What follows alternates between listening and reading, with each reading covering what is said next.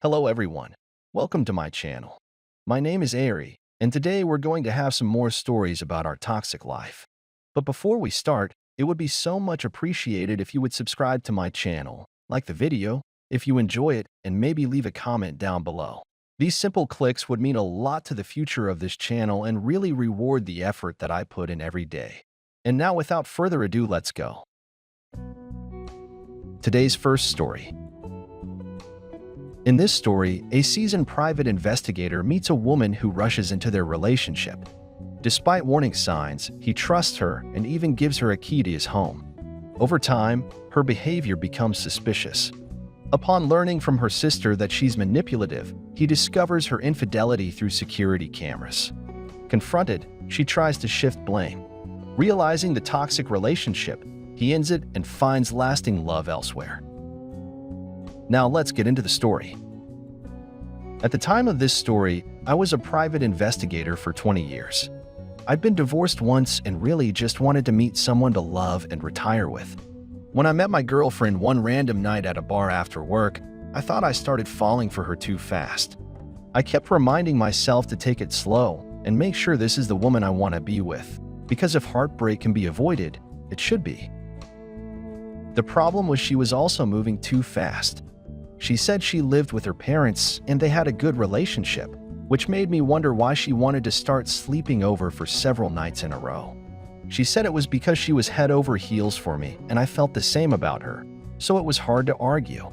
While she slept over one night, she asked me if the security cameras in my home recorded all the time. I laughed and told her they haven't worked since day one. I just went to all that trouble to get them up there that I never felt like taking them down. This was actually a lie. The cameras did work and recorded all the time, but her question made me nervous. After all, I was a private investigator, and if there was anything she tried to get past me, I was going to find out. It was probably just a month after that I gave her a key to my apartment. I told her I didn't want her. I was there after work or on days off.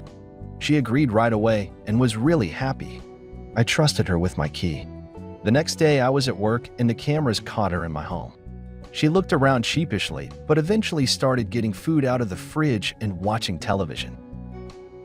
She looked so happy. Even though I was kind of upset that she completely disregarded what I said, I decided to watch her for a while longer without telling her I could see what she was doing. Before I knew it, we'd been together for 2 years. During that time, I'd watch her at the apartment without her knowing.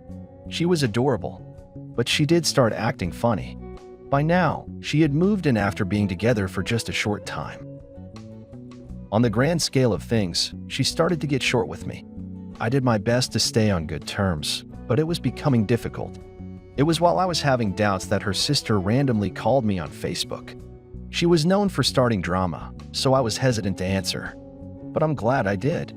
She warned me that her sister might take advantage of me. I asked why and she said it's because she can change her mind. Suddenly she added that my girlfriend never lived at their parents' house as an adult and they didn't have a good relationship.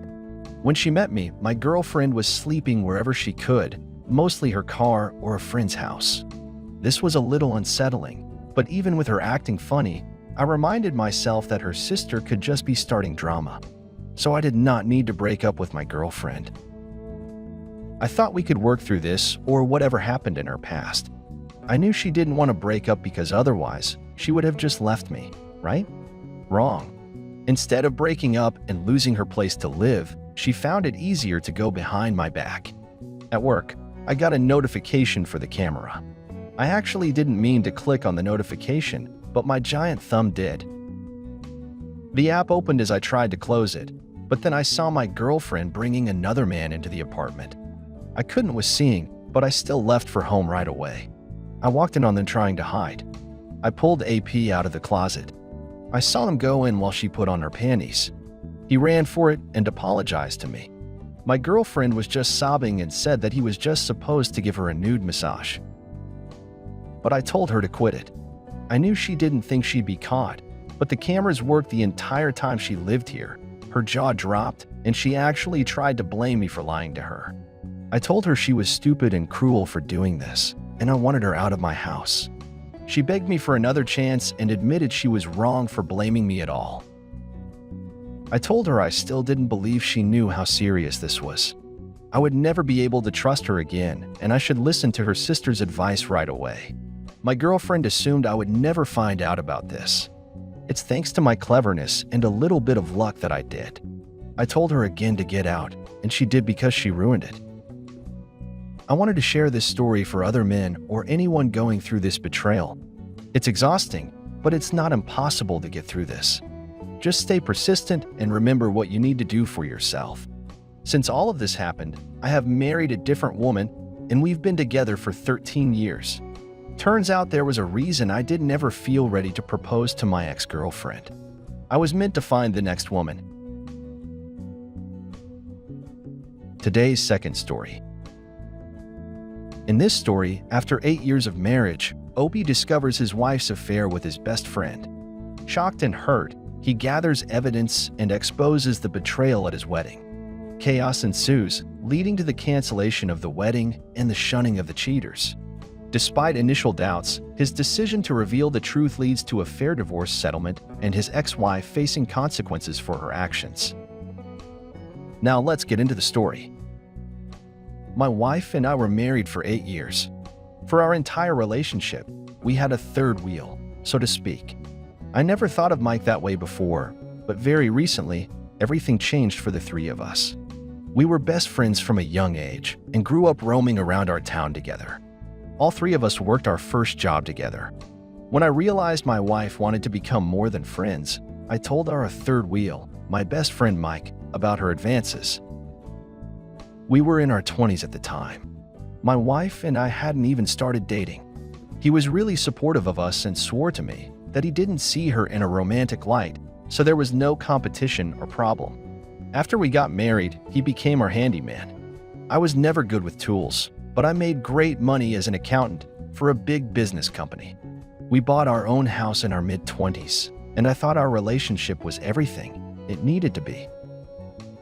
I made home videos showing our life how it was, and even introduced my sleepy, grumpy wife as the love of my life. Something seemed to be bothering her by the time we were married. For 5 years, as much as I tried to talk through whatever was happening with her, she never opened up to me about anything major that needed to change. All she did was correct me on little things she thought I could do better. She also frequently updated the list of things for Mike to check or fix around the house. Mike was soon to be engaged. I met his fiancée, and she seemed nice enough, but I didn't get to know her like Mike knew my wife. Mike was at our house all the time without his fiancée. Whether he was fixing stuff for us while I was at work or he was just over for a social visit when I was home, I never told him about the tension I was experiencing with my wife. I guess I was embarrassed and thought it was something I could fix. Even though I tried to improve how I did the dishes, drove, laundry, and cleaned, I'd catch her looking at me like she resented me. When I felt myself hesitating to look in her direction, I knew something had to give. She started leaving the house each day about 15 minutes after I got home from work. At first, it was because she forgot something at the store, needed to see her mom or something like that. But after a few days, she just stopped telling me where she was going. I got used to her leaving and didn't care that I didn't know where she was going because it was nice to get time where I didn't have to worry about meeting her scornful gaze. After she left one afternoon, I decided to do some snooping in our bedroom. I was cleaning while I did it, so she couldn't be upset with me if stuff was moved around. While looking under the bed, I found another cell phone. It wasn't old, and it was actually still on. There was no passcode on it. It just unlocked with the swipe of my finger. There was only one chain of messages on the phone, and it didn't take me long to realize they were between my wife and Mike. My best friend was texting my wife on a secret cell phone, and the messages were exactly what you'd expect to find if my wife and best friend could fully express their love without worry. I was devastated. My heart was racing, and it was hard to believe she was doing this to me. Not only that, but Mike was heartless enough to cheat on his soon-to-be wife Julie with his best friend's wife. Even though my wife had been looking at me with scorn, I never thought she would start an affair with my best friend. There were messages about their intimacy all the times they met up, and how bad it would be if either me or Julie found out what they were doing. I found out their affair began even before Mike met Julie. He was basically marrying her as a bonus to the relationship he counted on the most, the one he had to keep secret. My wife actually said I wouldn't have the nerve to leave her, even if I discovered their affair. She said if I found out, she'd still have to be the one to divorce me. And if I tried to weasel out of alimony payments, she could just ask one of her friends to lie about me. Anger replaced my grief. I took screenshots of everything and sent it to my phone and email address. I didn't want her to know I found the phone because I planned on exposing them before Mike's wedding. If neither of them came clean before that, she came home with rosy cheeks and a shy smile. She greeted me warmly, but it was like I could finally see that she was just putting on a show. I felt stupid for failing to notice it before, but she was an excellent actress, and I never thought she would be willing to put on a permanent act for her husband, the man she shared her life and home with. How could anyone with a sound mind put on an act where they should feel the most safe and natural? Why wouldn't she just divorce me and honestly admit she just didn't want to be married anymore? I knew it wasn't anything I could have helped because I tried talking to her.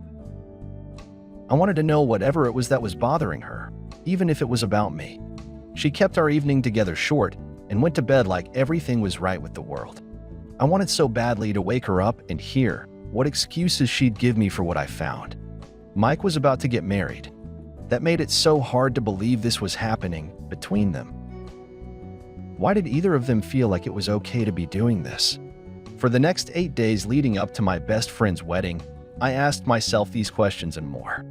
I finally told my Mill the day before the wedding what was going on. She said it would probably be better for me to just keep my mouth shut because they were adults, and I would risk looking like a moron if I came forward with the evidence.